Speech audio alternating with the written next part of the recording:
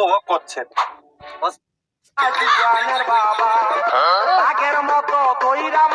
এ বাড়া তো সেল নিয়ে গেছে, পানিতে ফেলে কি ভুল কাজ করলাম? যে যা ভুল হয়েছে তোর আমি এই শীত আর কব না, তুই গোসল কর। তো শীত আসলে কেমন উপভোগ করছেন?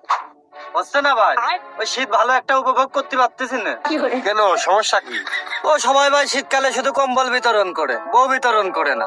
এই শীতকালে কম্বলের থেকে বউটা বেশি দরকার না?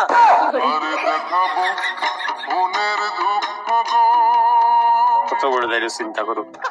তো শীতকালে এই যে সবাই বউ বউ করেন, গোসল করেন ঠিক মতো? গোসলটা করেন তো? পরিণেতে কি মন পরিষ্কার থাকলে গোসলের কি দরকার? সপ্তাহে তো একদিন গোসল করলে হয়ে গেল, আর মন তো সপ্তাহে পরিষ্কারই থাকে। আমি কেন মরি না? আজরাইল কি মন আর গোসল, তোমাকে গোসল 7 দিনের মধ্যে একদিন করবা, তাহলে বিয়েটা ওই কাটাই করো। আমি রাজি। এই শীতকালে বউ দেন, গরমকালে ফেরত দিয়ে দেবো।